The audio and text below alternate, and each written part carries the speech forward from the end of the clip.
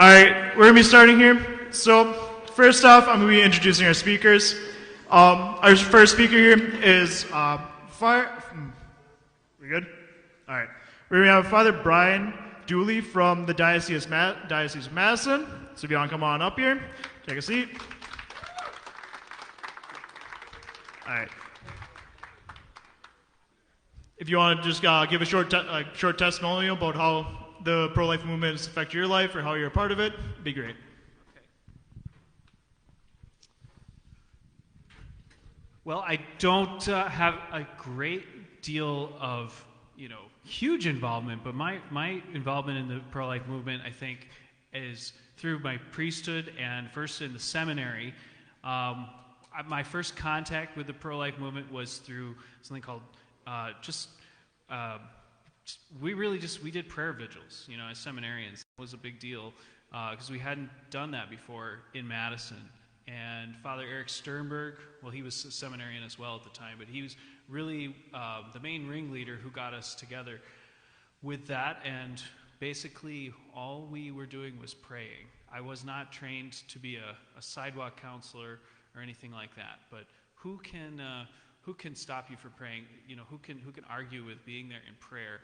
And that really changed my own heart as well. Like I already knew that I was pro-life by that time, but I really began to feel in my heart more and more compassion for everybody who was involved in abortion and everybody who's facing that choice. So I would say that's the best thing that what I can offer, where I come from with this is that we really take this to the Lord in prayer. Thank you for that. All right, next up, we're going to have our friends from New Wave Feminists, Destiny and Marcia Lane-McGee. Come on up. They traveled all the way from Texas, was it? Chicago and Dallas. So they obviously... All right, here you go. Hey, so we are with a group called New Wave Feminist, and we are a pro-life feminist group, which to a lot of people doesn't make a ton of sense. And I actually already saw the question sheet, so he's going to ask about that, so I'm not going to spoil it yet.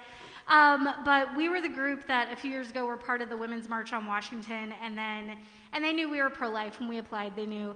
But as soon as other feminists found out that we were a part of it, there was this huge kind of dust up on Twitter. Women are incredibly strong. They can stand up to anything except Twitter, it turns out. And so, as soon as that happened, they removed us from the march, but we still went anyway and, did the thing. And it was an amazing experience because we actually got to talk about how we are a consistent life ethic group, which is a little bit unique in the sense that we're pro-life womb to tomb. So we do a whole lot of activism.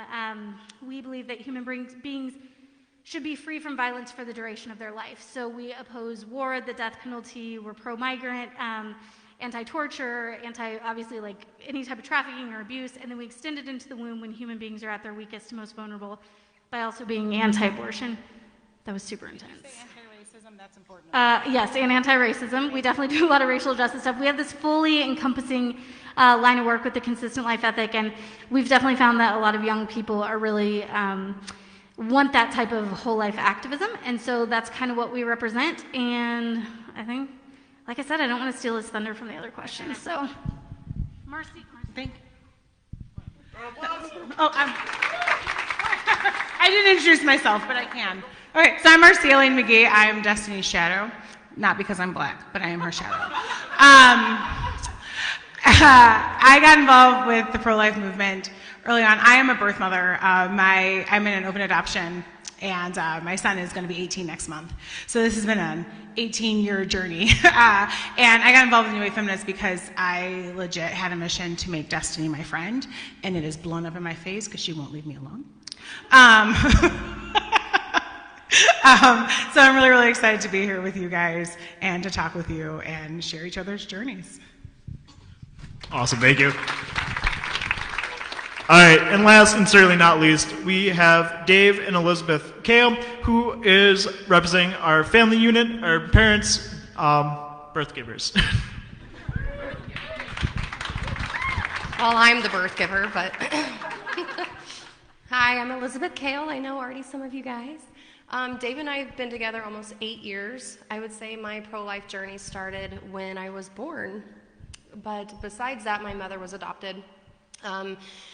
Her biological grandfather had forced her birth mother to give her up for adoption, which thank God that he didn't force her into having an abortion. So she grew up to be an incredible businesswoman. She's just done amazing as far as income, and I got to grow up watching my mom just be the biggest work ethic person I've ever met in my whole life. But then I chose to be a stay-at-home mom, which I think is just the best thing in the world, because there's just a lot of power in motherhood and being a wife and being a Catholic. So being pro-life for me just means having as many kids as I can, because it's like, why wouldn't you? Just keep bringing life into the world. So that's my pro-life journey. Oh, you don't even get an applause for my wife? Come on. There we go. All right. My name is David. I actually started my pro-life movement probably 7.5 to 8 years ago. It actually started with gaining 2 sons in the span of 1 week. I adopted my oldest son, Camden, whom she had when we got together. He was 3 years old at the time.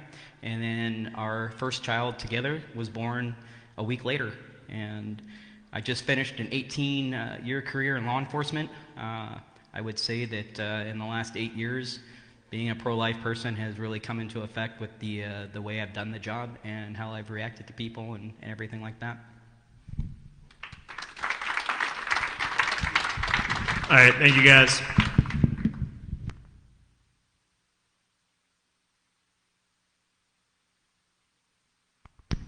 All right, first up, we're going to start with a little softball, get you guys warmed up. The first question we got for here is, what does it mean to protect a person from womb to tomb for you guys personally? Okay, so I'll move down the line here. That's a good question, because I actually asked. I wasn't 100% positive what that was meant by. One of our other panel members, she discussed that. The way I would look at that is I mean, it's our obligation as people to protect all life, no matter how they decide to live their lives or what denomination, what sex, what creed, or anything, from the moment of conception all the way to the moment that they pass away and hopefully go up to heaven.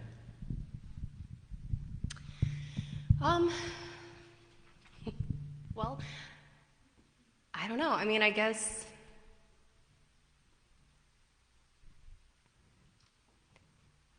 how brave it has to be terminally ill, because obviously abortions, is like the worst thing on the planet, but, assisted suicide's not really discussed as much as it should be. And so, I mean, how do you convince somebody who wants to die to not die? It's very brave to live through suffering, but there's just that slippery slope that where does it end? I mean, abortion's been around from the beginning.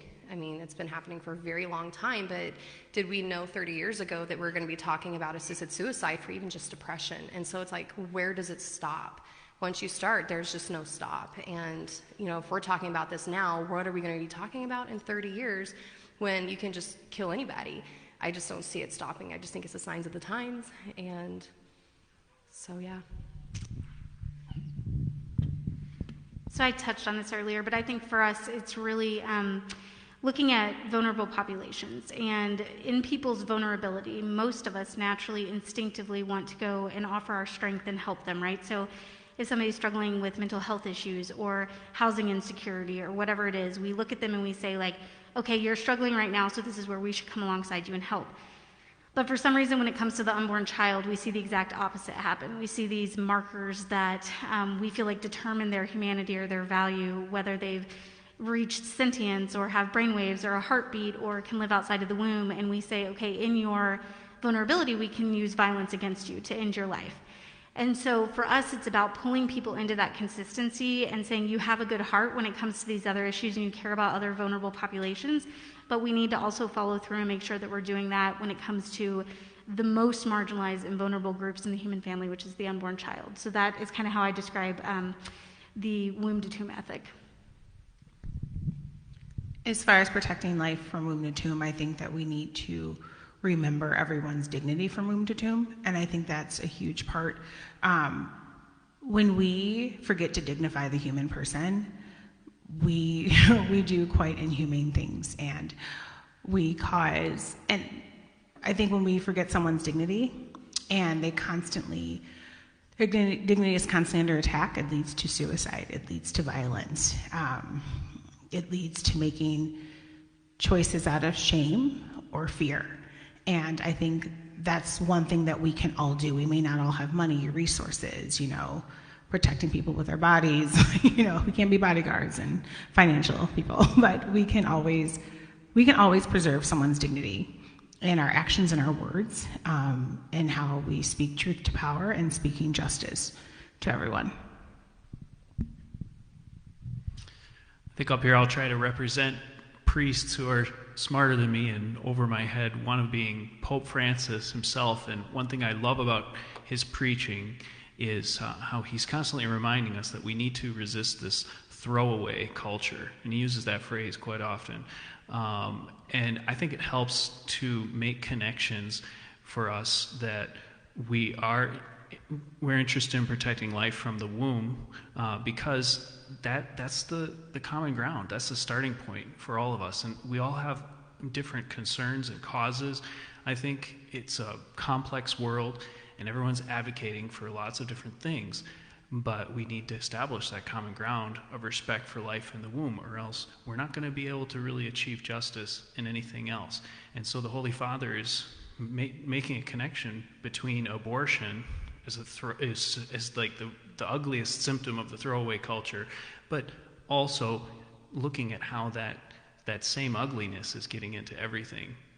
Whether you care about the environment, and that's your main concern, or if it's something about economic justice, anything like that. I think that, what everyone here is saying is that every life is valuable, every life has dignity from womb to tomb, and we don't throw away, we don't discard, and we don't diminish anybody. Thank you, guys. All right, the next question that we are going to pose to you guys. I'm going to start with the gals from the New Wave Feminists. Let's see here.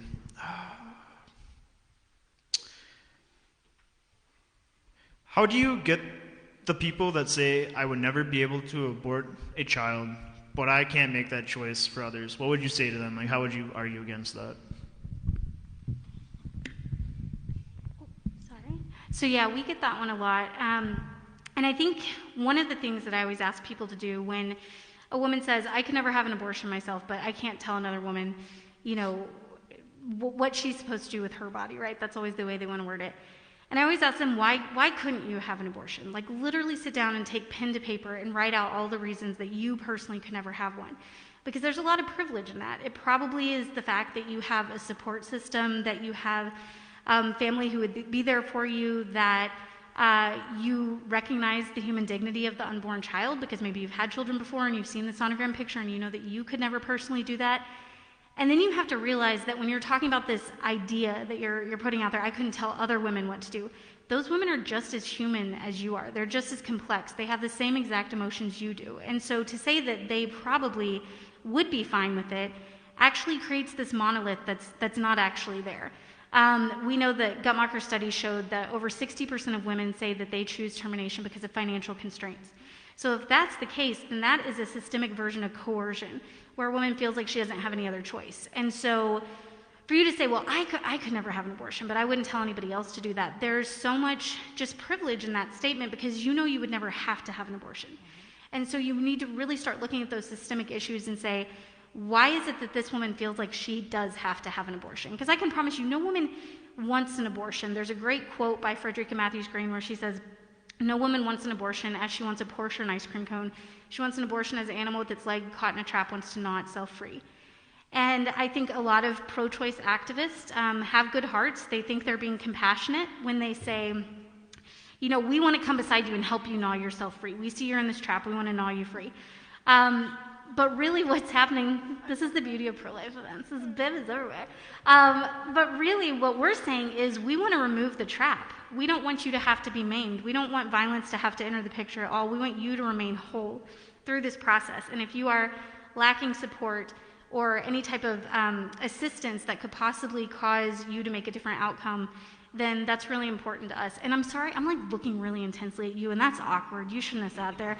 That's 100% on you. I'm going to get better at speaking, and I'm going to do more of this from here on. Oh, no, I do the same thing. Awesome, thank you. All right, this question is going to be more directed towards Father Brian here. How can we better advocate for better education of birth control and different methods, such as natural family planning? And I'll also get Elizabeth and David in on this too. Yes, I was going to say, to advocate for better education about birth control and, the harm that it causes, and about natural family planning, we really need to have married people involved, people doing that who, are going to be able to teach the practical points. Clergy, we have a role as well, I think, in making sure people understand the moral issues that are involved. So to be clear about that, the Catholic Church condemns artificial contraception because it changes the nature of the Marriage Act. God created the Marriage Act to have two dimensions: the procreative dimension, so the ability to bring life into the world, and the unitive dimension that brings the spouses together. So any action, any sexual action that deprives a sex act of one of those dimensions, or the ability to fulfill that dimension, would fall short of God's plan of how He created us sexually. And then the whole act becomes something less than what He intended. So when contraception, artificial contraception, is introduced into a sex act, then it makes it so not only cannot be procreative, but it also takes away the unitive dimension too, because those things are inseparable. That's the way God designed them. That's not to say that every marital act is intended to result in conception. That's why God gave the natural cycles of the human body, and that's of the female body. That's the part, the practical part that good natural family planning coordinators and teachers impart. But what I see is that couples that take their fertility seriously in marriage, throughout their marriage, have better communication, their love grows deeper, they're able to accept life from God as a gift, and they don't grow complacent. It's what sadly happens so often is you see couples that have 2-3 kids, and then they start telling everybody in the world, we're done. And they mean we're done having kids. But oftentimes it ends up meaning we're done. And I used to work in the marriage tribunal. We had to deal with annulment cases and things like that. When you take away the possibility of love coming into the world through a child, then it also takes away a necessary dimension for love to grow between the husband and wife. Thank you. Same question. Okay, so I'm going to try not to make it too personal for everybody. This is a big one for me, though. I'm not great at speaking in public. I kind of lied to Olivia. I'm so sorry.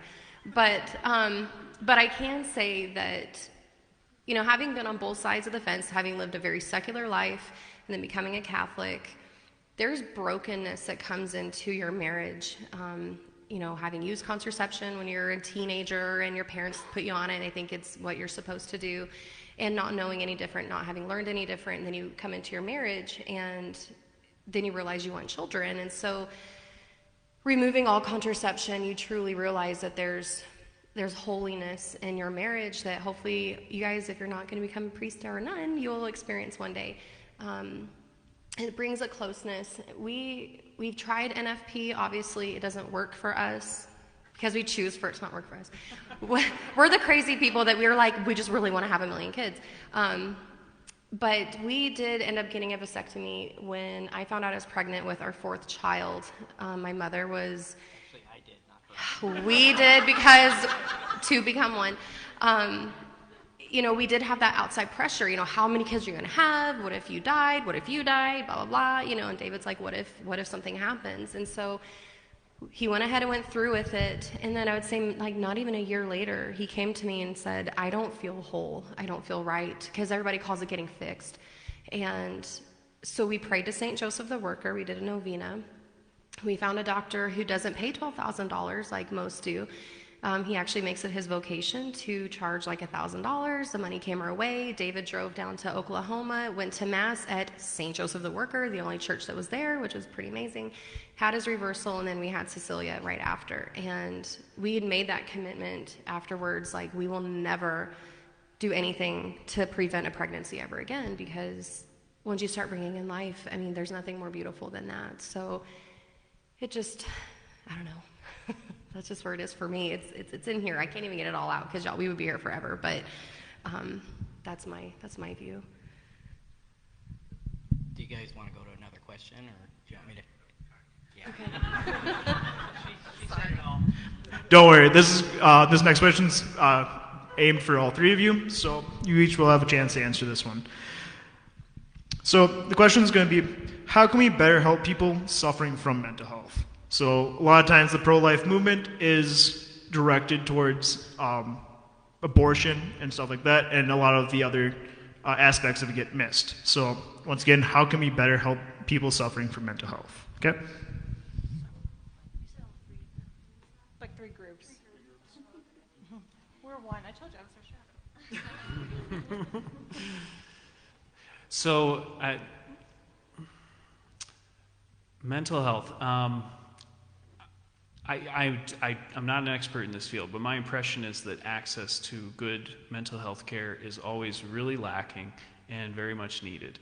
I think that it's not very well understood sometimes when people need that kind of attention and care, but there should be no stigma in going to talk to somebody. You don't have to, think that there's some kind of diagnosis or something. We all have hard times. We all sometimes need someone to talk to, and so I would say just starting there, that we all do deserve to have the opportunity to know what's going on inside of us, and we all have pain from our life and things like that. So if that's something that you're dealing with, don't put it off, don't ignore it.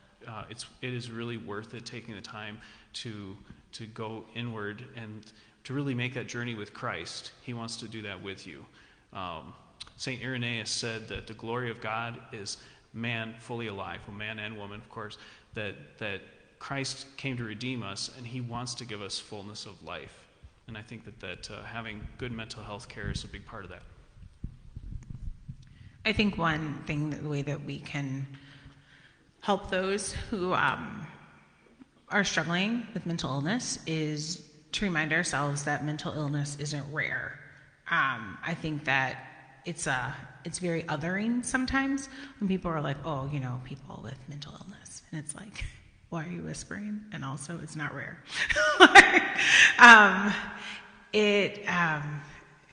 So I have anxiety, and I go to therapy every week. Like, seriously, every week I show up and I'm like, hey, dude, listen, life, right? And so I have anxiety, but I don't suffer from it because I have access to the things I need to help treat it. And I think that there is difference between struggling and suffering. And I think that we let a lot of our brothers and sisters suffer because we stigmatize it, and we don't vote for laws that help, that allow access to services. And so there's different, like, my struggle is in my suffering, right? I can cope and I can figure it out, and I have insurance and all of those great, wonderful things. And I think that's something that we need to remember. Mental illness is not rare, and it is our job to help those who are suffering from it. Yeah, and I would say, the healthiest people are the ones who are getting help, but we have to realize in this country that's a luxury for so many people. That's not something that is accessible to a huge swath of people. And so, especially now as we look at, what lockdown has done, and kids not being able to be in school and have these social interactions, and a lot of us are really isolated. Like, there are so many people struggling right now. And if you don't have insurance, it's incredibly expensive. And so really helping people who need it to find access to that and just having that compassion and that understanding, because I think it takes a level of bravery for people to even admit that they need it and to go and to seek help. But it is absolutely something that so many people have a really hard time actually accessing, even if they get to that point where they recognize they need it. It is still very much a luxury in this country, and so I think doing the best we can to support others, even through community resources or support groups.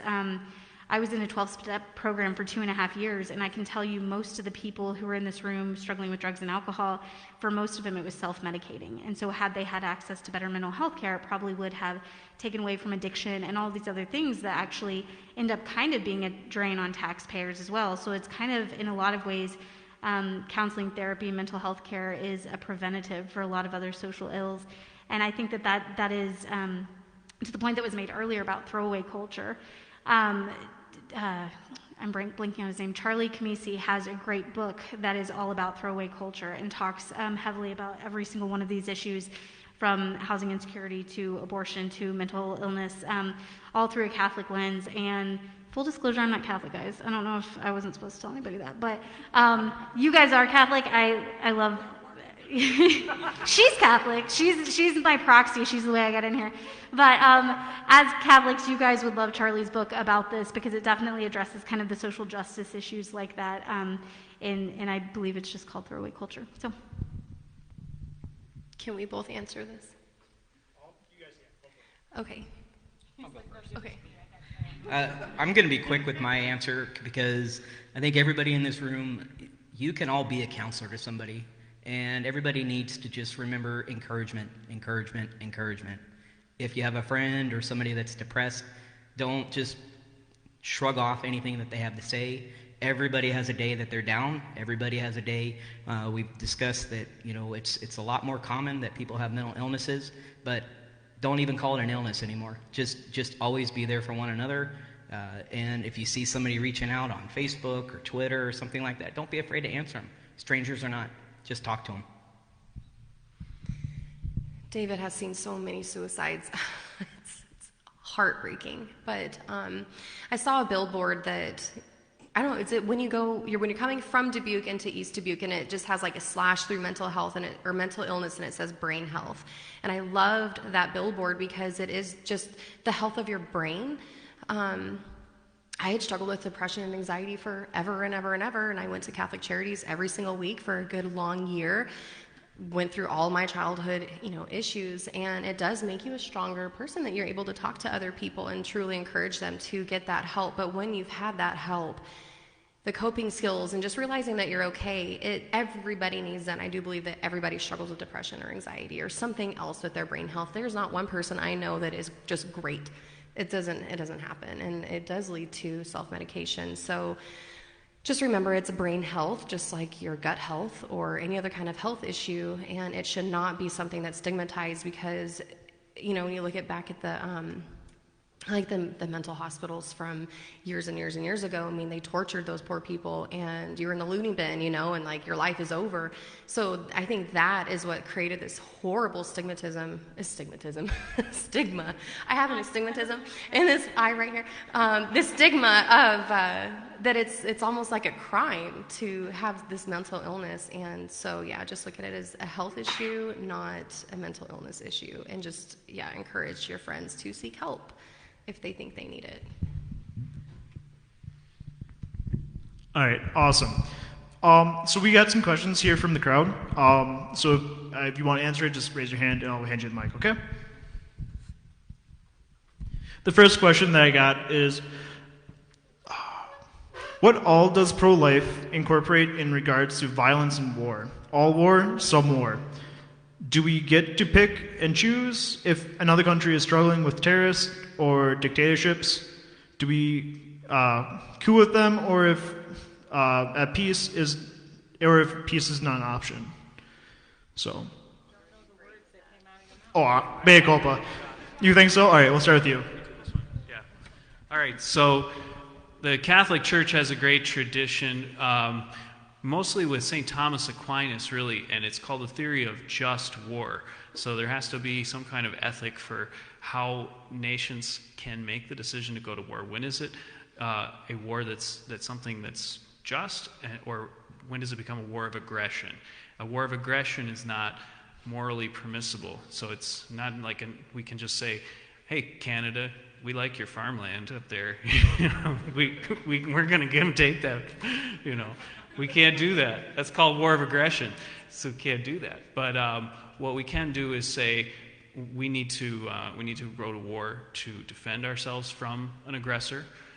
It's also permissible to do this in a third-party sort of way. So if a big country starts picking on a little country, and we could step in, but if the decision is made to go to war, there has to be proportionate means. So we can't just be like, ha, skirmish over your border, now we're going to nuke you. That's not going to happen. That's not just. That's not just. So it has to be a war that's essentially defensive, and the means have to be proportionate. Everyone satisfied with that? Okay. All right, so the next question that I got from the crowd is, what are some practical ways that a person can get involved with the pro-life movement? At least in Dubuque, we have the Dubuque County Right to Life, but I am sure that every large city, I don't know about Platteville, it's not very large, but probably has a pro-life center that you can get involved with. Or make your own. I mean, Dubuque County Right to Life, we travel. We go to Iowa City, we go to Cedar Rapids, anywhere that, even if they aren't performing abortions, even if they just refer people to another location to have an abortion, we still go and protest there and try to speak with people there. But the thing I love probably the most about the Dubuque County Right to Life is that they really take care of the post-abortive women and get them on board to just keep going and just keep it going. So, I mean, really just Google the closest one to you and just call them, and you'll get involved.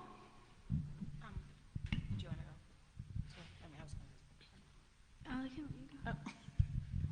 go? I just think another way, like, it doesn't always have to be going and protesting or anything like that. It's also educating yourself on pro-life issues, right? You can read about it. There are really great accounts to follow. Understand where you stand on the issues, because a lot of being pro-life, I don't even like to say pro-life, consistent life ethic. We can talk about that later. But a lot of, well, for lack of a better term, being pro-life is being able to confidently discuss the issues and confidently explain your stance. And I think some people can't, and some people are like, it's just wrong, and it's like, that's great, but what else can you say? And I think that's a huge part, is educating yourself and actually fighting for something instead of just against it.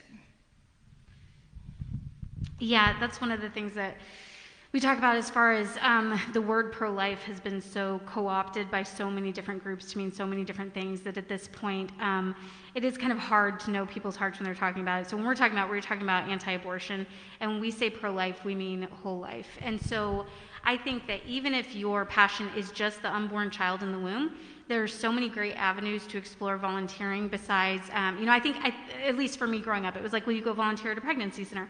Pregnancy centers are wonderful. Definitely volunteer there, support there, help there. Maternity homes, things like that. But the more I travel around and I speak at colleges all the time, and I see these things these clubs are doing, and they are doing the coolest pro-life work in the world. So whether it's going to nursing homes and assisting there, or they have set up babysitting groups for pregnant and parenting teens so that they can watch their kids while they're doing finals. This is great for college campuses to do stuff like that. Or if you have families in your community who have kids with special needs, offering to go over and sit with their kids and learn how to feed them and take care of them and do these things for a couple hours a week so that maybe they can go spend time with other children that don't necessarily get a lot of one-on-one time, right? Like, if we're going to talk about how you shouldn't terminate because of a diagnosis in the womb, then we need to be very proactive at making sure that we are stepping in and helping these families in those cases. So once you really start to think about what is your passion in this movement and for the unborn life, it's amazing how you see so many different ways to serve. One of the big things that I'm currently working on, New Wave Feminists as a whole is, but because it's in my backyard in Texas, is with migrant mothers down at the border. So we've got a shelter down there with women who have all experienced sexual assault. Many of them have become pregnant through that. So here in the States, we hear the argument all the time that, well, it's only 1% of all abortions are because of rape. Well, the cases we're dealing with at this center, it's pretty much 100% of them. And we noticed that there wasn't a big pro-life presence because immigration is deemed like a political issue, and so you have to be one side or the other. And so we put out this call and just said, this is about people, it's not about politics. Like, how can we love our neighbors? They are very much my neighbors here in Texas, but especially these pregnant women who are overcoming crazy odds, and they are choosing life for their children, even through the way they became pregnant, right? And so the director of this shelter, who's now on our board, she called me and she said, Planned Parenthood is banging down my doors. Like, they want access to my women, and they want to give us a $10,000 grant so that they can get in and talk to my women. And these women are already incredibly vulnerable because of how they became pregnant, right?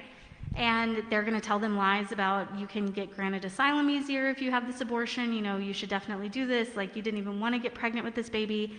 And she was terrified. She didn't want to open the doors to them. And so instead she said, can you guys help? Like, is there anything we can do?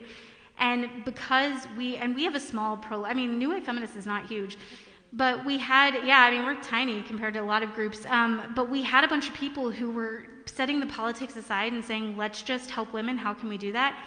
And they had a heart for migrant women at the border who are struggling right now and in such a vulnerable population. And we ended up raising $45,000 last year to Planned Parenthood's $10,000 that they were going to bring in. And it was $5, $10, $20 donations. And it was people donating all their old maternity clothes or baby clothes or things they weren't using anymore. And my living room was completely packed just from one church in Dallas to where my husband's like, you can't feminist anymore. And I was like, well, too bad, I'm a feminist, so I'm going to keep feministing. He's like, get this crap out of my living room, I can't live like this. But we were able to take all of these supplies down and help them. And literally, guys, if I can do this, pretty much anybody can. We were a MySpace page, and ask your parents, for those of you who don't know what that is. We were really tiny, and then we just put this group together, and we reached out to churches and communities and said, hey, there needs to be a pro-life presence here. This is very much a pro-life issue. So all that to say, whatever your passion is, I think that there are so many different outlets to live out pro-life, because pro-life is a verb. It's not just the way you vote. It's not just the way you argue with people on the internet, you guys. Like, you have to actually do something to be pro-life. And so make sure that you're loving women, empowering them, and empowering them to keep their children. Thank you. Sit right here. Okay. So we have one more question from the crowd, and I'm going to lump it together with one of our kind of preset questions here. So what if the pro-life choice of not aborting leads to the suffering of the child growing up? And I'm going to lump that in with, and how can we assist those who are like contemplating adoption or giving their child up for adoption? So first, everyone's gonna suffer, right? Like, I feel like in a lot of ways we're Catholics, man. We're called to suffer, y'all. Be saints, do it. I believe in you, right?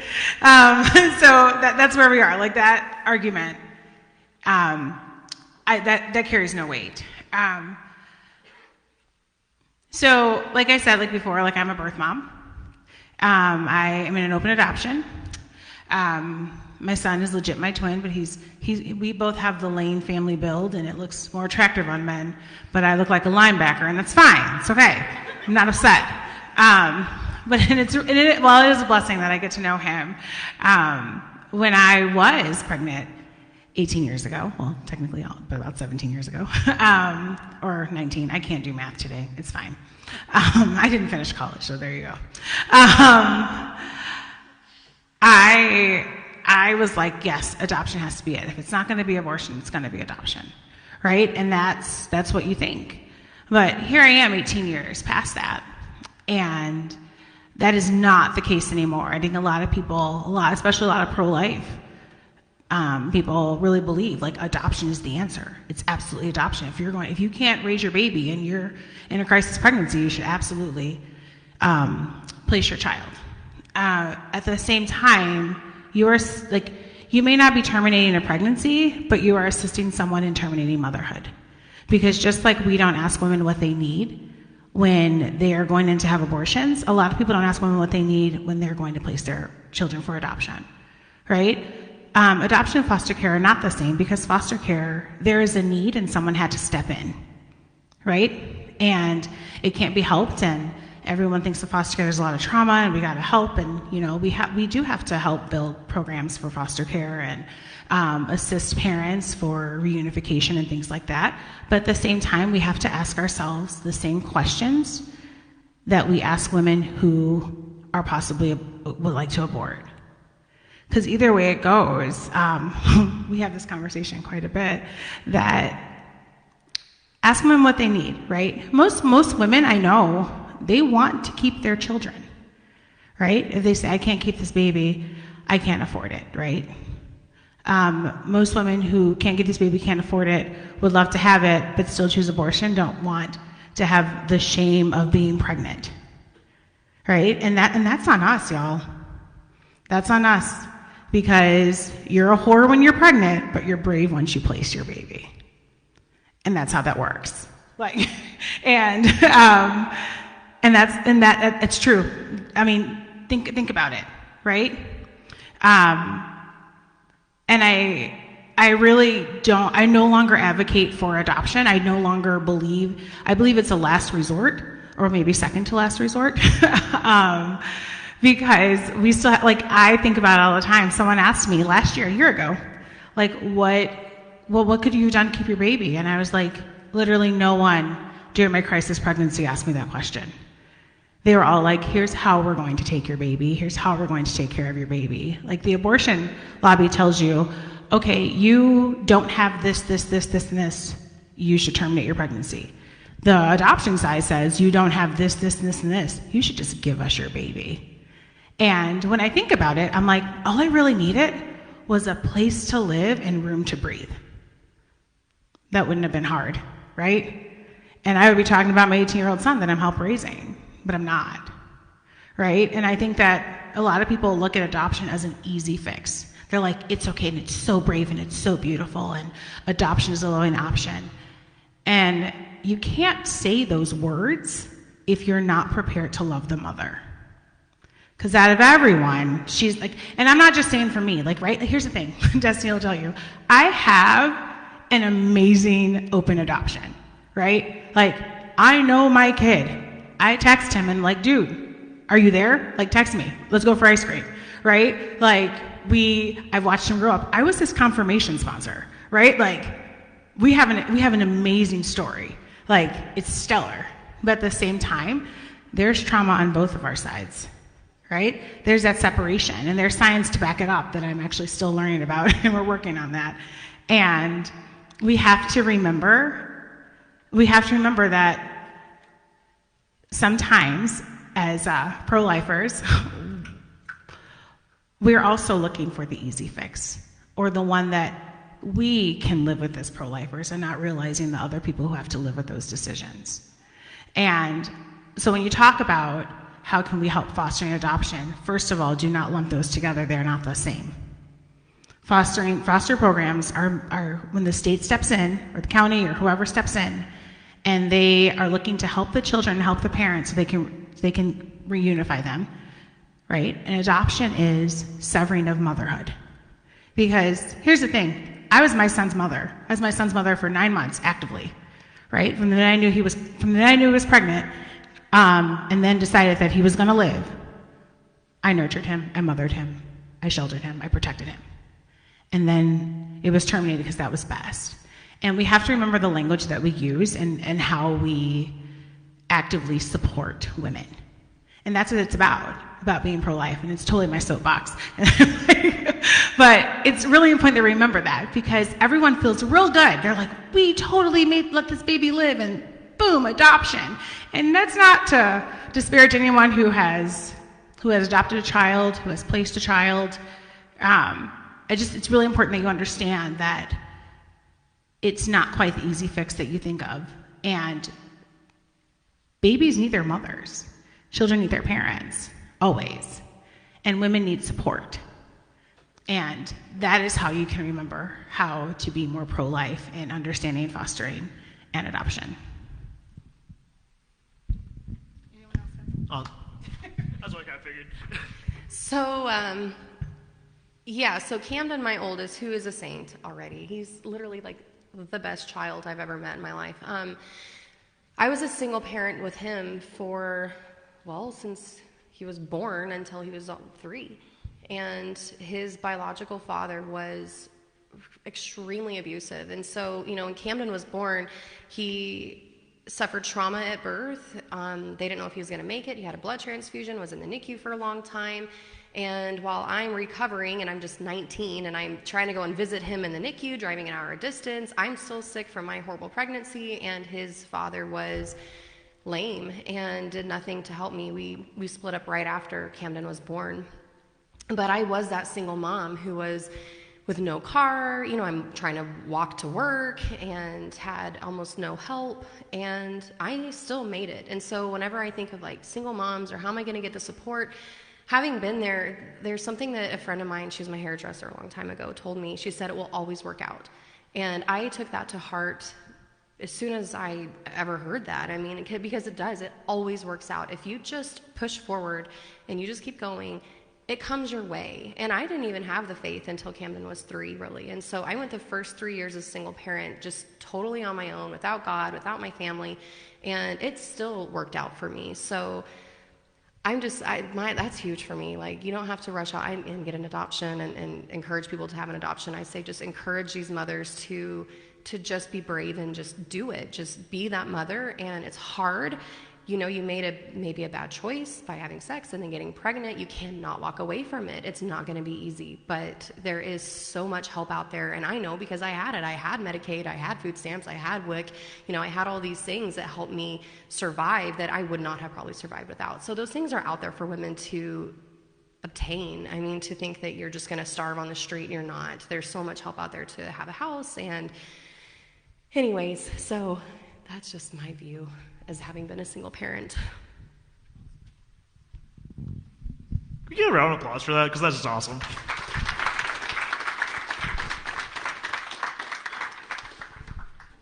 All right, we're gonna move. Okay. I had an idea. I thought. Okay, so we're going to move a little bit towards more of the tomb aspect of the saying womb to tomb. Okay, we're going to talk about euthanasia. So one of the questions that we got was, since we, what is just the pro-life stance on euthanasia? Where do each of your respective groups stand on it and your points of views? All right, so euthanasia is, if you don't know, euthanasia is when a life is terminated, when a person is killed because of a terminal illness. So, and it's sometimes called a mercy killing, or it's so euthanasia is always wrong because, very simply, the Lord put it best: "Thou shalt not kill." And I think one of the questions I was reading that was phrased was like, well, why shouldn't we help people? Yes, we should help people. And we do. It's called palliative care. There's lots of things that we do to help people manage pain as they're dying and as they have terminal illnesses and things like that. But to take a life, it always is forbidden. And just think about the ways that can be exploited, too, once euthanasia is allowed, in places where it has been allowed, where people can be victimized, people can be murdered, people who can't speak for themselves, who can't advocate for themselves. And you think it's going to be just this beautiful choice that people make, but really very much like the way someone feels like they're in a trap, if they're facing an unexpected pregnancy. Imagine someone who's on their deathbed and how they're going to feel trapped, and they might feel, pressure from family, even if it's not intended, but you have family gathering around you saying, oh, well, we support you, we'll support your decision, and then you start to feel, you'd start to feel bad maybe, or even if you're not of sound mind to make the decision. I even think that, like the Netherlands is sort of the worst case, that country where they've had so much euthanasia, and now it's reaching people younger and younger and younger, and it's being broadened into different diagnoses. So it isn't just like, stage 4 cancer. Now it's like, oh, this child has terrible mental health problems, and their quality of life is so bad that euthanasia should be. That this has been allowed, I believe, or at least advocated for. So the slippery slope kind of reveals that it's just terrible consequences that we have once we allow the taking of human life. Yeah, so I am a Texas woman who was raised by a Texas woman, and so my mom used to say this thing when I was little all the time, like, if my great-grandmother was having like an episode with her dementia, or my other great-grandmother had Alzheimer's, and my mom would, just look at them and say, oh my gosh, if I ever get to that point, take me out back and shoot me. And that is such like a Texas thing to say. Like, it's just this crude woman thing to say, where it's just like, I couldn't handle that. And that was kind of normalized for me. I was raised Protestant, by the way, so we didn't have the whole Catholic part about euthanasia. And so I kind of always had that thing, like, yeah, if somebody wants to die, then they should have that autonomy over themselves. And then I realized the system at play when we're talking about this. So it's more than just somebody making this choice for themselves. There's a lot of language that it's very similar to disabilities in the womb, right? Diagnosis with that, where it's all about mercy and compassion, and really it's just ableism. Really, it's late-stage capitalism. It's saying it would be much cheaper for you to go ahead and decide, even though you're probably coerced, to end your own life, because that's much, much cheaper in the long run for a lot of companies. So that's what we're seeing in the Netherlands, Canada, places like that, where they're trying to dress it up as this is a compassionate choice that a person is making for themselves. But you also have healthcare providers who are basically recommending it and pressuring them and saying, this is really hard on your family, and you had so much savings that you could pass down to them, but you're draining that savings by the extra care you're requiring. It's not even just elderly populations anymore. It's going into group home type scenarios where people require around-the-clock care. And so we are basically hearing people use this very, very ableist language to say your quality of life we've deemed is not worth living. And it comes back to that thing we were first talking about inherent human dignity of every person. And this is not something that should be socially acceptable, yet it tends to be people kind of on one side who are more of the social justice people who are talking about it, and again, dressing it up as, if you terminate this child with a disability in the womb, it's the merciful thing. If you let your mother go ahead and take her own life, it's the merciful thing. You're being cruel, as a matter of fact, if you continue letting this person live their life. Like, it is so twisted and upside down. But I promise you, if you start to follow the money behind it, 10 times out of 10, it is because it's just much cheaper to end that life. And we will never put profits over people. Human dignity is important, and just do not sell out to this culture that is giving you all these big talking points that it's about bodily autonomy and anything else. Like, it's absolutely not. It's a complete degradation of human dignity and the worth of a human person. Do you want to answer now? No. You'll never get it back. Just to touch on what you had said, and something that Dave and I have talked about before that, I don't know, maybe I heard it on Patrick Madrid, who knows, but the most expensive time of life is your first year of life and your last year of life. And so you hear of these people who have, cancer, and their insurance won't cover their treatment, but they'll cover the euthanasia for them. It's just 2 bottles of pills and that's it. How cheap, right? It's like $3. And it just sickens me, but I don't even remember what I was going to say, but I remember hearing that, and I thought, how cruel is it that that's merciful? And, another thing is the devil is the father of lies, and he comes as an angel of light. So it looks like a good thing, and it's helpful, and how great is this, but it's still suicide. It's still a mortal sin on a Catholic standpoint, and you're going to go to hell. At least that's how I view it. I'm sure that Father John can tell me if I'm wrong, but how can you look at killing yourself as it's not murder? It's still murder, just like abortion is murder. And so that is what the devil ultimately wants, is souls. And, so if you go your entire life being this incredible human being, and then at the end of your life, you're still an incredible human being, but then you choose to commit suicide, and it just ends it all right there, and you commit that mortal sin. So that's what I think. The problem with euthanasia is that insurance, as they've discussed, they encourage this now, and you have to start looking at the statistics. Father touched on Netherlands. There's times up to the age of 13 now that parents can make the decision for their 13-year-old that euthanasia under certain circumstances is now legal. And that's a country that would be considered, a progressive country. They're a European nation that, just like us, they have money, they have product and everything like that. So if you see countries like that passing laws allowing this, where the person that's even being euthanized doesn't have a choice, how much longer before it's here? And that's where, us as Catholics, we have to step up and remember to lobby to our representatives to make sure that we don't let laws like this get passed and stuff like that. All right, if y'all could just hang on for 1 second.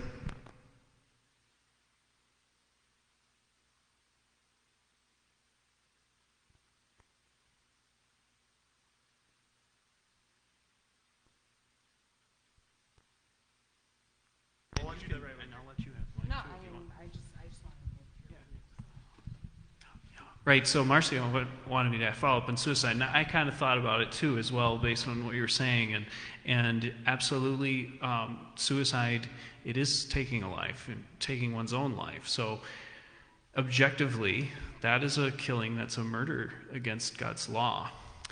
Now, the Catechism of the Catholic Church tells us that we can have hope for the salvation of people who take their lives in suicide. And I think it's important for everyone to hear that, because we all know people who have died by suicide. And so people who make that fatal choice, very often they're under great stress from mental illness. And as you know, when you are dealing with mental illness, that your capacity to reason is diminished. So you're not thinking clearly, you're not understanding, and I think for the vast majority of people choosing suicide, they are not able to understand all the consequences or even to freely choose what they're doing, because in their frame of mind, the pain may very well be too great for them to have even the freedom to choose. The fact is, we don't know. We don't know. Ultimately, all judgment is in God's hands. But we have hope, even for the suicide, or for we have hope for the salvation of any person, even someone who takes their own life. And Saint Faustina also, I believe, had this address by the Lord. Saint Faustina, the visionary of divine mercy, where the Lord really revealed to her how he extends his mercy to each soul at the very last possible hour, that he shows an incredible outpouring of his mercy. And even those who die in mortal sin, God extends the grace very often to them. Of course, he wants everyone to be saved. And of course, it's still sad is that the supreme mercy of God, there's still going to be people who reject that. There's still going to be people who choose to go to hell for all eternity. And it's the greatest tragedy, of course, that can be imagined. But we should have hope, and we should share that there is hope for salvation. I mean, Fulton Sheen said, if someone decides to jump, you don't know that they might have made a perfect act of contrition on the way down. We just don't know the facts of it.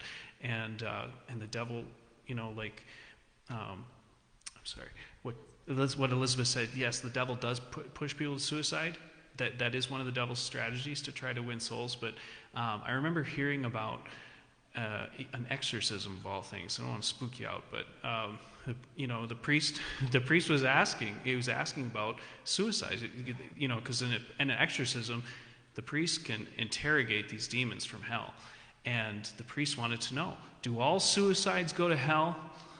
And the demon said, No, we don't get them all. And he was in agony about it. We don't get them all because we're the ones pushing them to do it. So it's our fault. We get the blame. We don't get them all. Thank you. Thank you for that clarification. Suicide as well. As a law enforcement officer for 18 years, I can't even tell you how many times I've responded to a call where a person's either actively committing suicide or they have attempted it and they're still alive. And I'm not a scientist, so I can't give you a scientific percentage, but 100% of those people were glad that they were still alive after we got there and got them help. Thank you.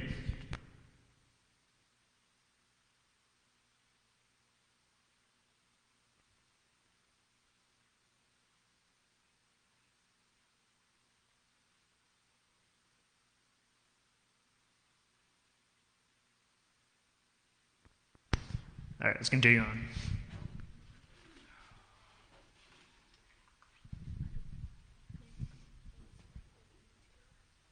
Yeah, if they need to go. Yeah, more like obviously you guys more welcome to leave.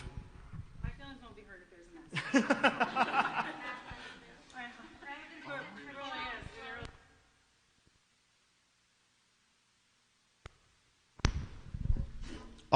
So sticking with, I guess, the theme and concept of suicide and someone taking their own life, and I'm going to direct this towards Father Brian here.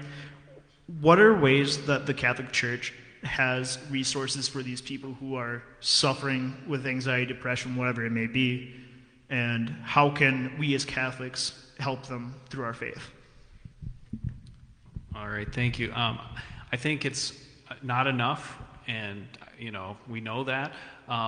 Catholic Charities is one place where it's kind of a standard place where the church does, I think, a pretty good job of offering support for mental health. Also, lots of support for addiction counseling and like homes that would help people with sober living and things like that. I think that there are Christian and Catholic counselors that are popping up more and more now, and I would say that if you can find someone who's coming at it from a faith-based perspective, that can really be helpful. So there's a need for more of that, and I think as a church we can do better. All right, thank you. And then the next question I have here is going to be directed towards our parents up here. How can we promote a pro-life lifestyle in a family unit setting? So, as a family. So we go to the traditional Latin Mass. Every traditional Latin Mass I think we've ever been to, you see there's these huge families where we're like the small family, and so we kind of almost don't fit in because we only have 5 kids. Some of these people have like 12, 14 kids. But it's truly inspiring. But my whole family is like, you got to stop having kids. And it was really hard to just kind of push back on the pressure from your own parents and say like, no, that, because, well, you only have one income and you're not doing enough. You got to keep doing more and more and more for your family. If you don't make this much money, then you should stop having kids. And we finally just kind of put a stop to it, and we're like, no, we're going to just keep having kids. And they have a great life. We homeschool, we have a Catholic curriculum, we take them to Mass, they are socialized, and I think just through our example of having just this amazing home life that we wake up every day and we're like, how do we have this life? How do we have this amazing house? We have a chapel in our house. How do we have, all this land? Like our mortgage is like nothing, and we always have a vehicle. We've never been without anything.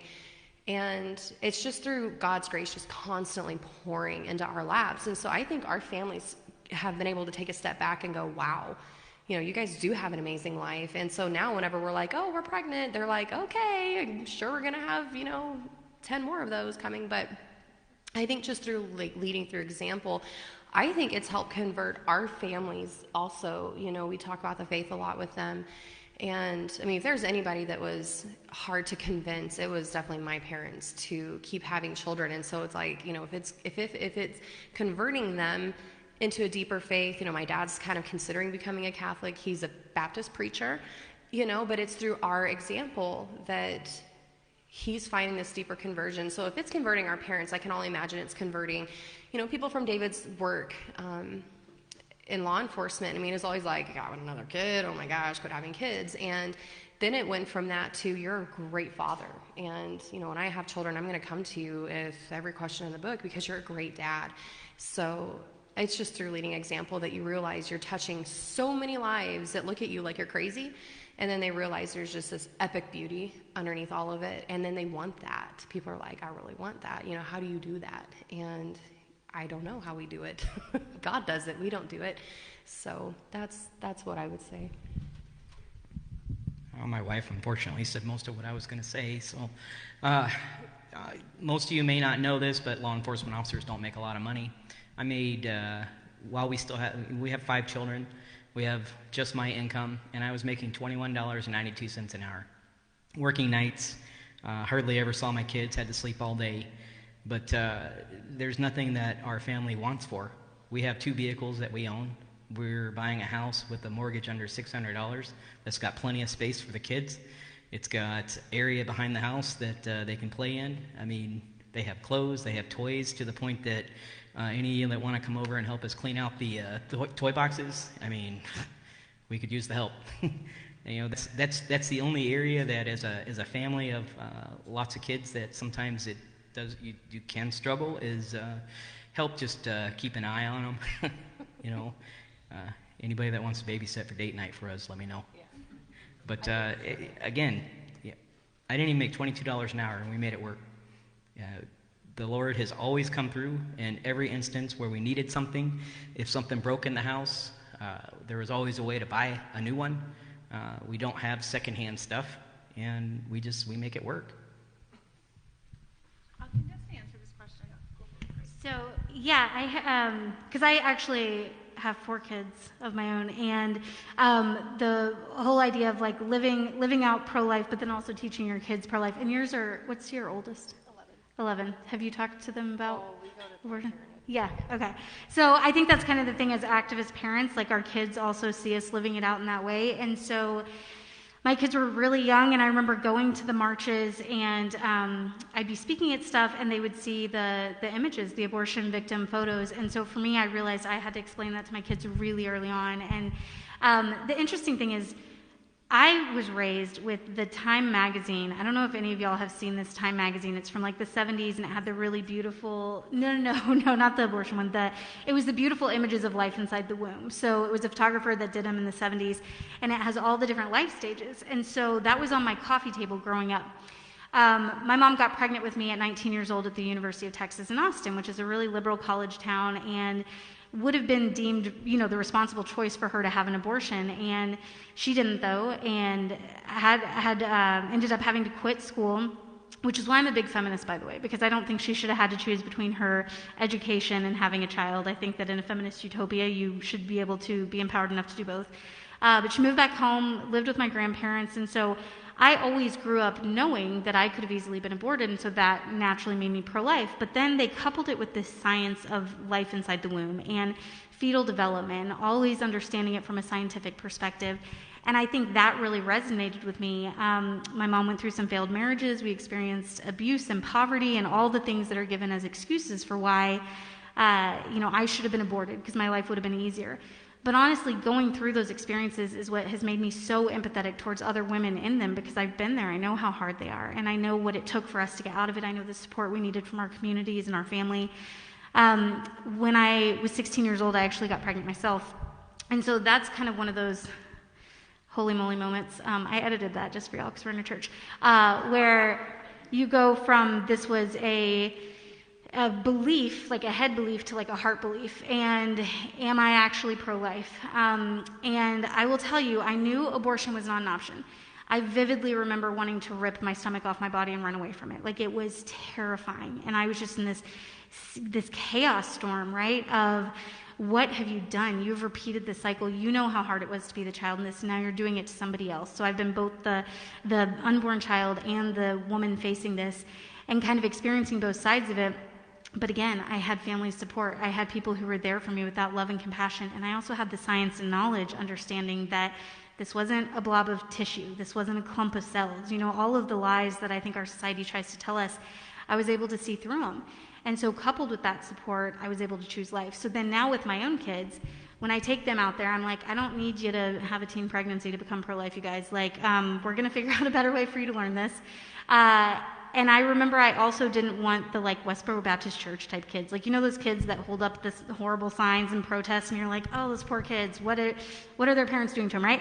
So I never wanted my kids to just be repeating verbatim all of my pro-life views. And so each one, around 6 or 7 years old, kind of when they were old enough to appropriately understand, I would ask them to tell me, or they would come up and ask me, what is abortion?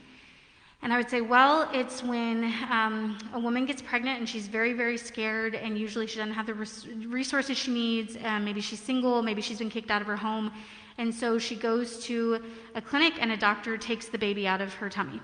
And this is not technical terms, obviously, but my kids are little. And each one of my kids would immediately say, well, what happens to the baby? And I would say, well, unfortunately, the baby can't live outside the mom's womb, and so it passes away. Each one of them was like, that's wrong. Like, we know it. We know it as kids. Like, it is wrong. It takes a ton of, moral relativism and mental gymnastics to get to a place where any of us accept this as right. And so as soon as I would have that conversation with my kids, I'm like, all right, come with me. Let's go do something. Let's go help these moms. Because they also understood the fact that a lot of these moms are really scared, that their grandma was really scared, that I was really scared. And so they have that compassion for the woman and the unborn child. And I think that that's a vital part of it, that we make sure it's not 50-50, it's like 100-100. We care about the mom 100%. We care about that unborn child 100%. And we just model that compassion for both.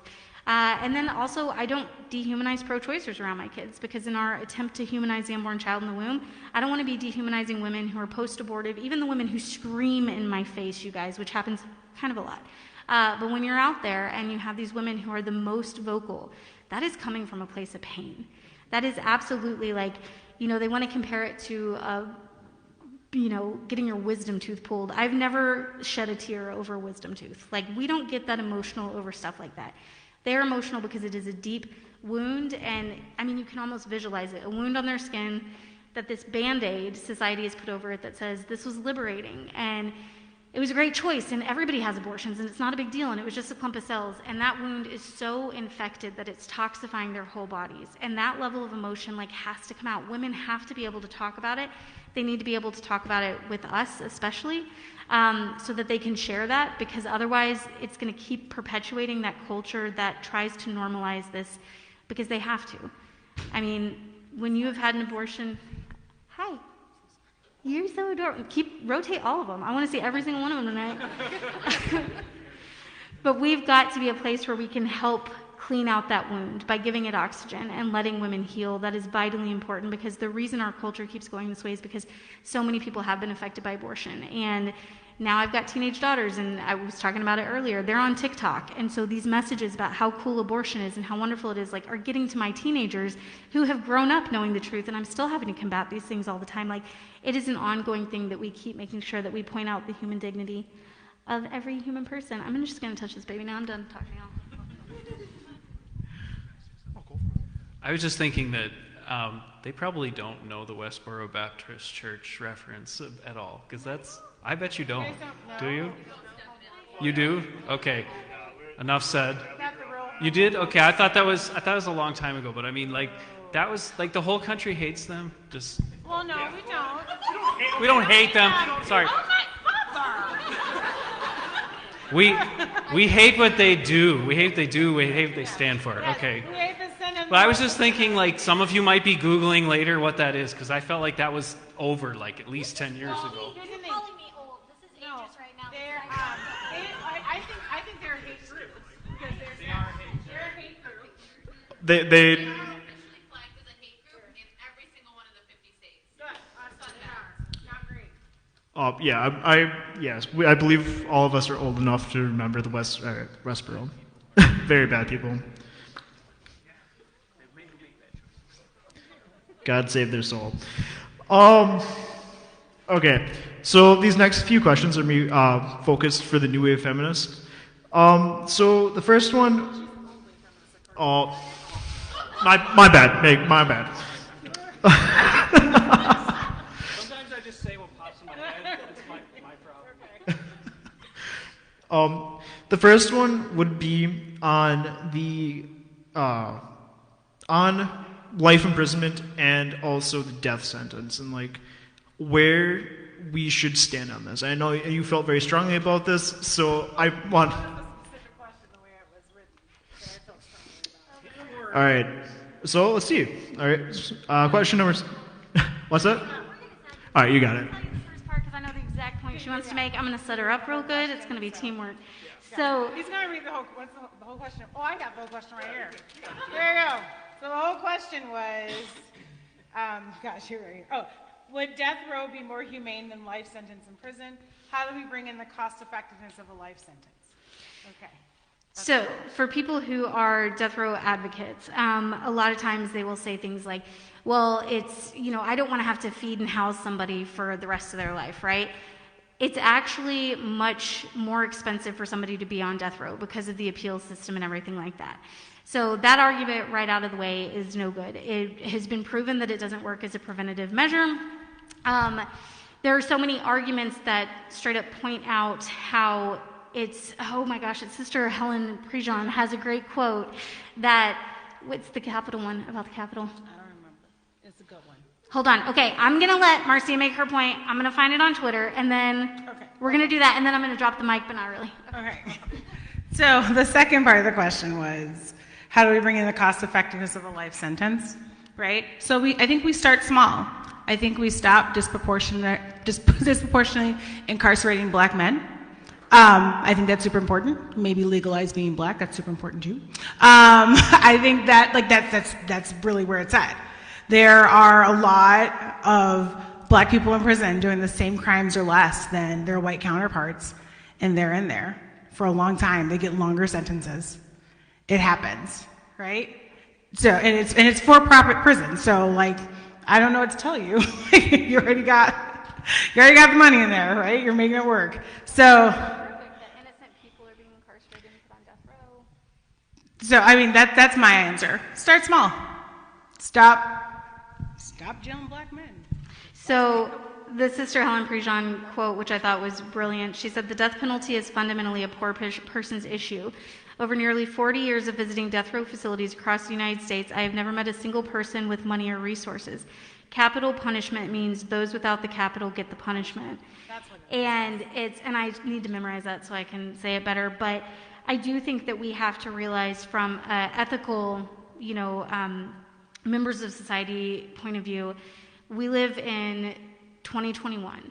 And so when we are looking at prison systems, the reason that we have prison systems as far as people who are truly a danger to society, so I'm not talking about victimless crimes, things like that, but truly a danger to society, we have complete capability of keeping them locked up and keeping the public safe at this point. The only reason that we would have the death penalty is for vengeance, for an eye type of belief. And so Sister Helen Prejean, if you guys don't follow her, you should read all of her stuff. She's phenomenal. But she talks about going to these families and how they get pressure. Like if they have a loved one who is murdered in this horrific way, they get pressure from the media and the community and everyone to go for the death penalty, to be blood hungry, right? Because you must not really love your loved one if you're not going for that. Everybody should want that level of vengeance. And I think that it's actually, it's usually deeply religious people who are like, I don't want that ugliness that entered the world. I don't want to fall to that same level. I want to be able to show grace and mercy and give people the chance for redemption, in prisons especially. And, she is a nun who literally went and walked with people through this. And so us determining that your chance for redemption is up at this point and you're a throwaway person. We're done with you at this point because you're too expensive and because revenge feels really good. These are not morally or ethically acceptable reasons to promote the death penalty at this point. And then just the huge discrepancies that it really, so much of it does come down to money and race, and it's not happening equally or fairly. We have to be paying, I think as a socially aware society, we have to be paying attention to all these different things.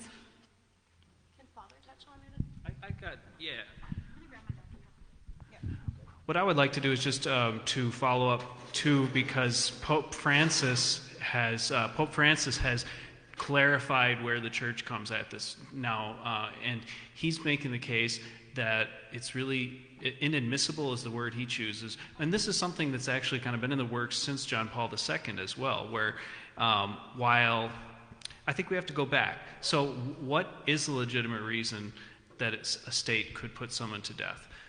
There's a question of public safety. That if you have someone who is so dangerous that it would put everyone else at risk, and we don't have the ability to protect the public, And what Pope John Paul has said and Pope Francis has said now, that the reason why he chooses the word inadmissible is because he's making the case that we in all society throughout the world, we should have the ability to lock someone up and keep people safe now. Yep. That we live in a modern system, and I hope to God that that's true. I don't know enough about I don't know enough detailed knowledge about prisons and so forth, but it is a complex thing. I mean, think about someone like El Chapo, who this guy, when he got busted out of jail like a couple different times in Mexico. He probably had half of the guards paid off, and so that's someone where you're like thinking, maybe we can't afford to keep this guy alive. They had to move him to the U.S. basically, so we could keep him locked up. So it's not easy. It really isn't easy sometimes. Advocating for a no death penalty world, but it is a sign of that we need to uphold the dignity of life, and that's something that we need to strive for, and that we can maintain that. But we shouldn't take it for granted, in my opinion. As of 2 p.m. today, Virginia became the 23rd state to abolish the death penalty. So, yeah, celebrate. Yay! Almost at half. Amen. Well, North Carolina's bringing back firing squads because they're out of lethal injection. So it's horrifying. I know. But good for Virginia. No firing squads.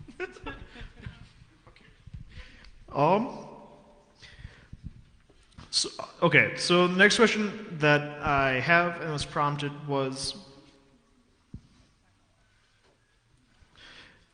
would be, how as men can we best support women in the fight against abortion? And when we are told that since we don't have a uterus or we're not able to have children, we cannot have an opinion, how should we respond to that? So I don't have a uterus anymore, and I have an opinion.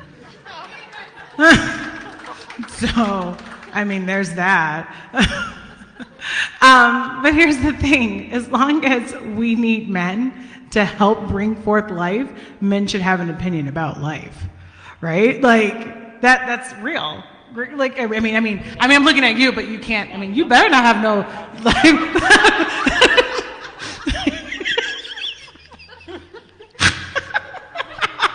No. Oh my God. I don't know what you think. I know, because he's like, oh my goodness. I know. Poor father. I would love to share my story about this, since I never had a uterus, ever. Oh, you never did? I'm going to let him share, but I just really, that's my thing. Like, I'm going to let you finish, but first. By the way, Taylor Swift's coming out with a new song at midnight. That's what I mean. Like, men have a part in bringing forth life. They should have something to say about preserving it. There you go. All right, so true confession. Sorry, Dad. Sorry, Mom. But I grew up like default liberal democratic person, and I think that that's sort of the default. Like when I got to college, I believed that abortion had to be allowed because we have to give people second chances, and this must be the merciful thing to do. And I really think that where my sort of default was actually coming from was that my dad never really advocated for respect life, and I think as men, our job is to hold each other to a higher standard. Because I remember my freshman year, I went to my first retreat in college, and I had all these questions that I was raised with, and I was like, yeah, well, what about abortion? And I kind of said my sort of little thought about why I thought we have to allow abortion. And these two guys who were like, I was a freshman and they were seniors, I think, and just good guys, and they just, put it very simply, but very directly, and they didn't beat around the bush. They just told me, no, it's just not allowed, and it's killing. And just to hear other men say it, I knew that I had to rise to the occasion. I had to be a witness myself. Like I knew that I couldn't run from that. And I think that we have to take life seriously. We have to show every woman in our lives too that we take life. We take their life seriously. We take relationships seriously. We're not messing around. And I think that that's what guys need to do. We need to hold each other to standard to be better men. some of the masculinity memes that are on the internet. I kind of like seeing like when men are supporting each other. No, king. This is what is. We're like, yeah, king. Yeah, king. We need to be pro-life. Okay. Yeah, of course. You want to? I think one of the most important thing is a man trying to support pro-life is the fact that when you father a child, you're there for that child too. There's a lot of men that they completely disappear from the picture as soon as the second half says, oh, by the way, I'm pregnant. And as a man with 5 children, I could never even fathom walking away from any one of these children that you've met 3 of them tonight. It's something as men, that's how we need to be involved as well, is we need to encourage other men to live that way as well. There's so many occasions where I've seen broken homes where the father's not involved, and if I can help teach fathers how to be involved, then that's what we need to do. Yeah, just really fast. Okay. So there's the statistics out there. I think I don't know if Father John's ever talked about it, but I mean, I hear it on Catholic radio all the time, the commercial that says, oh, he wants you. Like the statistics, if, just one parent goes to Mass, if like it's just the mom, then it's only, 3% of the children will continue to go to Mass as an adult. And if the father goes just like sometimes, then like 17%, these are totally wrong numbers, but gauging. And then if the father goes to Mass every single week, then it was like 90% of his children will go to Mass faithfully. And so it always comes down to the father. Like I can tell my kids all day long, no, and they're not going to care. Doesn't matter how often I say it, what I do about it. It doesn't matter. What, that's so pathetic. But I think she needs a hug. For just 17 cents a day.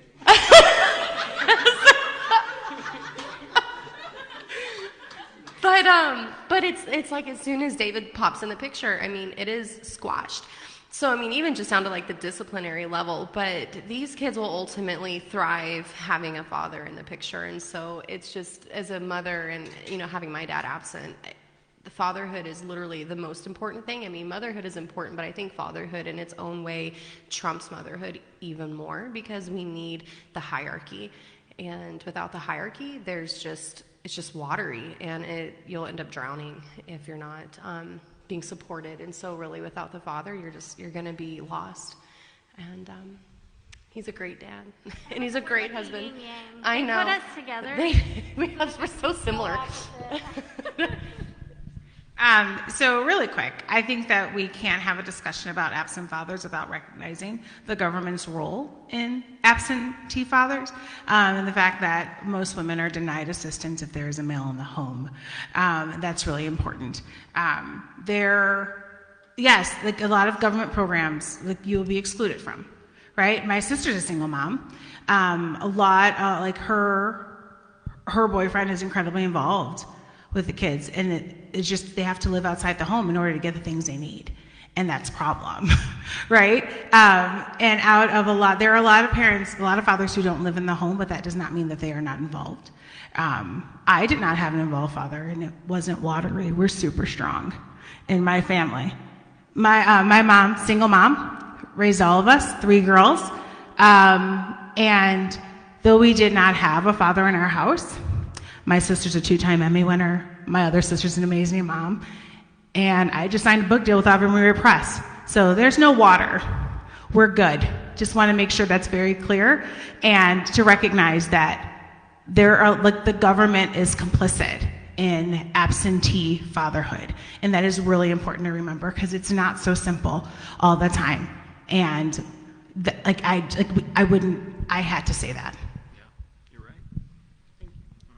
I believe that's a perfect segue into the next question I have.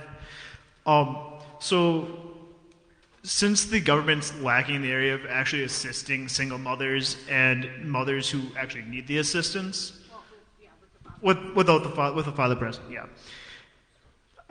I phrased that badly. My bad. How do we help? How do we, as pro-lifers, how do we help?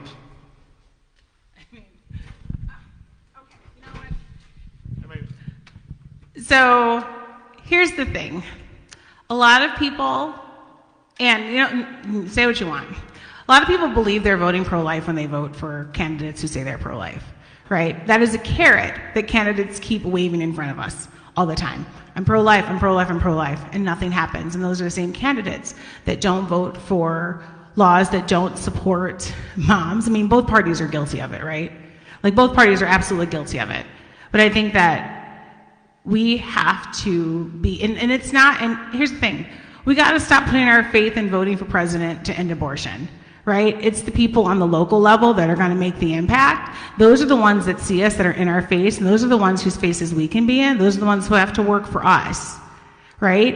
And I think it's really important that we work on those candidates. We work on those people that will directly impact our lives. It's not about who's president and being pro-life and that's how people vote. It's really about, like, who's my rep, right, in this district. They get voted every 2 years. They need to work for us. And they have to spend that whole time working, and they get stuff done. Who's our comptroller? Who is my mayor? Who's our state secretary? Who's our secretary of state? Like, for Illinois and things like that. Like, I'm in Illinois, but you know what I mean. That is what pro-lifers can do. They can actually put people in office that will actually help cure the problem, not just the symptom. And that's kind of, and Destiny's got something to say. This is where I'm going to argue with Marcia now. Because I'm basically a full-blown anarchist at this point. Like, they're not going to save us. We're going to save ourselves, you guys. So I don't give a crap what's being done in Washington. I think they want to keep us fighting over this issue of abortion. It's a huge thing that can pull people one way or the other. At the end of the day, it is going to be communities. There is a great group called Big Ocean Women, and they set up these things called cottages. And so they have them in, like, Kenya and London and all over the United States. They're based out of the U.S., of just setting up community support groups for women. So you've got single moms, you have married moms, you have people at different socioeconomic levels, but they just all come together and they build that community, because at the end of the day, if a mom who's working an hourly job, who doesn't get sick pay, she's going to get fired, stuff like that, also has a kid who gets sick the following week, she's going to lose her job. She's not going to be able to pay her rent. But if she has community of other women who can step in and help her, and we make sure we have that support system for women, like, I am so sick of waiting for the government to do anything, because they might do something kind of good for a couple years and then kind of bad for the next few years, and we put so much time and money and energy into politicians, and yet at the end of the day, like, what are we actually doing to truly support women? Because I think they're playing us all like pawns. So one of the things that we always say is, we don't focus a ton on making abortion illegal. We focus on making it unnecessary and unthinkable. We want to humanize the child so well. We want to love the women so well. We also have chapters down in South America where abortion has been illegal, and our work has been the exact same. Because at the end of the day, when a pregnant woman calls me and is scared out of her mind and doesn't know what she's going to do and she needs me to counsel her, I'm not like, oh, hold on just a second, let me call up Ted Cruz and figure out what he thinks about this. He's in Cancun, you guys. I can't even get him because he doesn't have roaming on, and so it's not going to work. So no, I'm like, what do you need? Like, what support and options do you need? That's what's really important. And if we realize that when a woman is in that crisis pregnancy, that's what's, the filter's been gone for a good 45. I got up at 7 a.m. It's been gone. But no, I think that's what's vitally important, just to get back to our roots and say it's not about, like, voting is the laziest form of activism we have, you guys. Like, seriously, I know we spend the most time talking about it and arguing on the internet about it, but it is like you went and hit a couple buttons and walked out and got a sticker. That's all you did. Go help actual people. Do something active in your community. That is the way we save ourselves, and we stick it to these politicians that totally deserve it. All right, that's all.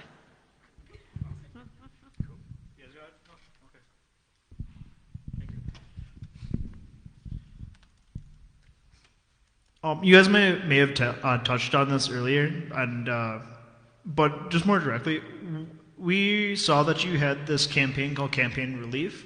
Would you guys mind touching on that a little bit?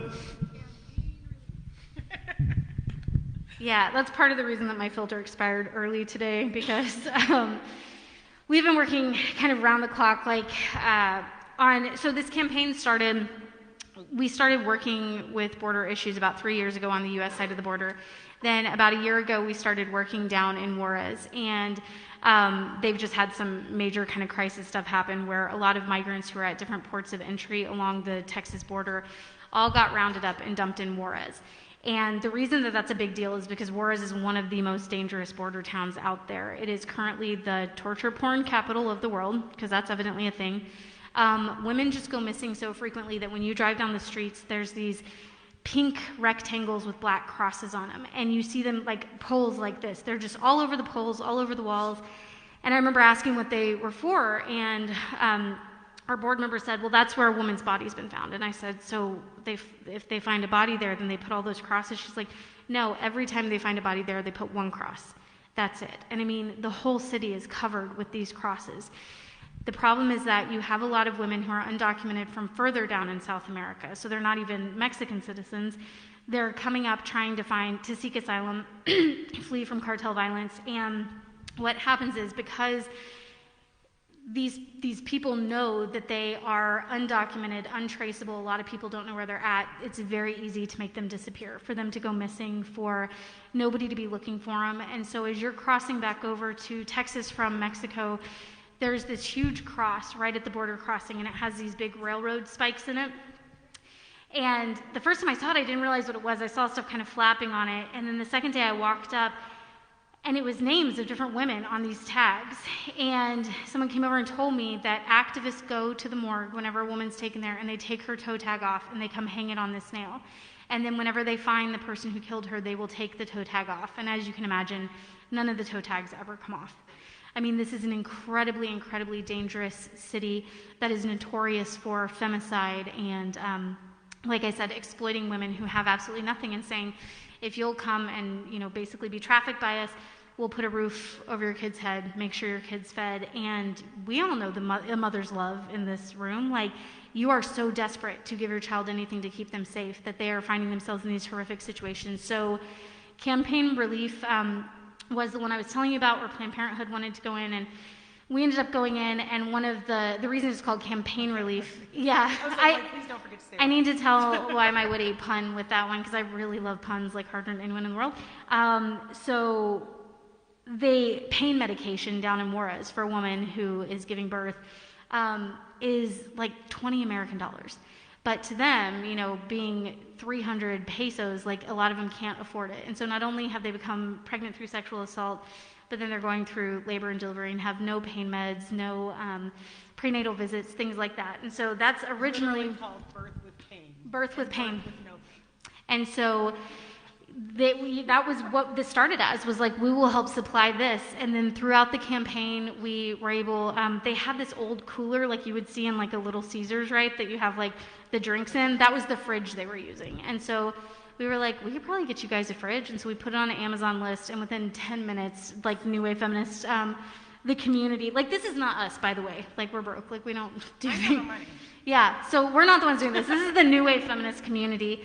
Got the director a new car so that she could get the women safely back and forth to the hospital, and washing machines, and a trailer to bring donations in, and just all these supplies, like, yeah, and I mean, all of this stuff so that we can help build shelters for them, and they built out the center to house more people. So it's just crazy, because you hear people all the time who are like, you pro-lifers, what are you doing for, migrants at the border? How many babies have you, like, right? Like, you always hear all these different arguments, and it's like, where are you guys at? Maybe you don't know we're doing it because you're not down there. You're just on Twitter ranting about how we're not doing it. But I think that we need to challenge their consistency in the same way they challenge ours. That people who say that they are pro-choice, if they truly are not pro-abortion, then what are you doing as far as choice? What are you doing to actually support women in other ways too? Because I can tell you, we will take anybody's help down at the border. Anybody who wants to come help us support these moms, like, we're here for it. It's been an awesome campaign, and a place that is just soaked with so much death. Like, it's amazing the life that's still there, and the beautiful people of Juarez.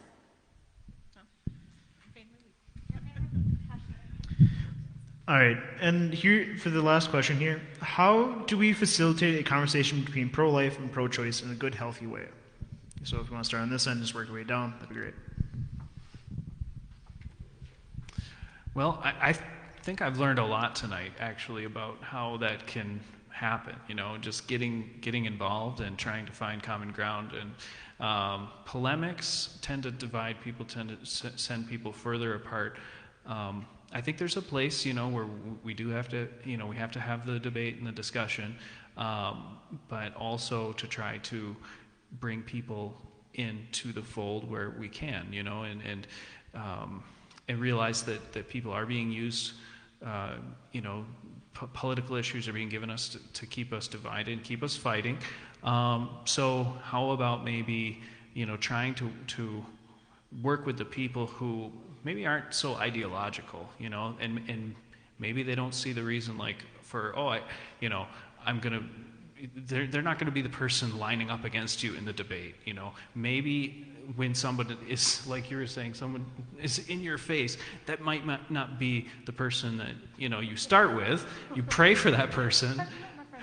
But I think people who are of goodwill and maybe who are open to participating and maybe that don't have all the answers, I think that would be a good place to start. But also, don't be afraid to speak the truth about life in a way, but we have to always be loving in the way we present it. I think my most fruitful conversations with people who identify as pro-choice is when I take abortion out of the mix and I talk about loving women well, making sure needs are met, or bringing up other issues like that. I have a lot of friends who are pro-choice. A lot. Like, I grew up liberal Democrat. And I'm still pretty liberal, but I don't identify as a Democrat. But I think the conversations happen when we find common ground on how we can love women well. And in those conversations, I get real sneaky, and then we're like, but abortion. And I've had friends think about another option. They're like, well, or not counsel a friend to have an abortion, or, like Ariel will talking, or they start following New Wave Feminists. Like, I have a ton of friends that are like, I think I'm like them. And I go, good. But I think that's what it is. Like, I don't bring abortion in the conversation. I bring loving women well and making sure they have what they need. Yeah, I think all of that's really important. I also think it's important to ask questions. So if you have a friend, don't set out to debate them or win them over or change their mind, but ask, why is it that you're passionate about this? Especially your pro-choice friends, why is this important to you? Because they likely love somebody who has had an abortion, whether it's their mother, sister, best friend, maybe it's part of their own story that they've never shared with you. And so just ask them. And I think then you kind of pivot to a place of the woman is often the second victim when it comes to abortion. She's somebody who got coerced by this system, and we did not love her well enough, and that's oftentimes why that happened. And I think when you introduce the issue in that way, you're having a human conversation relating to somebody, and you find common ground. You talk about, all the things that you do agree on, because I think at the end of the day, pro-lifers for a long time have done a good job of being right? Like, we have science and religion, all the things on our side. But what happens is you win the argument and you lose the person. And at the end of the day, that's not going to be effective. And so listen to them, pull questions out of them, ask them really good questions for why it is they're so passionate. And then you can slowly kind of start finding common ground and finding nonviolent solutions at the end of the day. To all their reasons for supporting abortion, at least that's been the most effective on me. And honestly, here's the deal, it's made me a better activist, because now I understand where they're coming from and the needs that aren't being met for women, and I'm able to get in there and do something about meeting those needs and really raising those issues within my own movement. So it ends up making us all better in the end. Well, first I have to say it's amazing meeting you guys. It's really cool. I always, just like everybody else, probably a lot of you guys, there's there's conservatives and there's leftists and there's right wing and left wing, and you just immediately assume that if someone's a Democrat that they're pro-abortion. And so it's just so heated. I completely got off of all internet, anything, all social media is just completely gone. It's almost like anywhere you go, that is the most hottest topic, and there's just no way of getting around it. And so you're just constantly in this battlefield, and I've never really met anybody that wasn't just strongly one way or the other. And so for me it was well, why am I going to argue with these people? It's stressful, and then at the end of the day you're going to bed angry because you've been fighting all day long, you know, how do you just get off the internet and quit fighting about it? So when I made that choice to just kind of walk away from the fire and just start leading through example, through just kind of through silence, you know, we just kind of, we keep to ourselves a little bit, but everybody knows that we have a large family.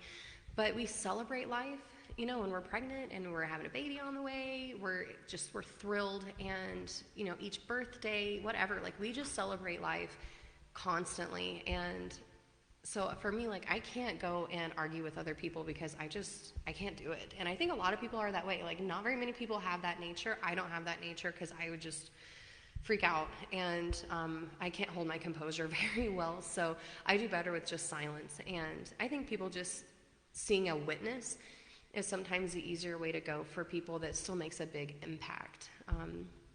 I think like 90% of people are probably unable to be a true activist and get out there like that. It's just uncomfortable. So I think if you're trying to figure out, like, how do I show people a good way of being pro-life, just celebrate life through just your works, through having good families and getting married and having children, and just celebrating your children. And that's all I've got. I don't know. Just like my wife said, celebrate life with all of them. I remember seeing on a billboard once a statement. It said, conflict is inevitable, combat is optional. Don't fight them. There's no reason to go out and scream face to face with individuals that believe differently than you. Educate yourself on what they think, educate yourself on what you believe, and then use your arguments against them in a more subtle way. Subvert them, make them see what you have to say, but you can't force feed something down somebody's throat if they don't want to hear it, or they're not going to be willing to hear it. Awesome, thank you guys. And with that, that concludes our talk for tonight, our pro-life panel. Thank you guys for coming out. We all really appreciate it. And I was supposed to give you a special thank you from Father John. He had to dip out, so thank you from Father John.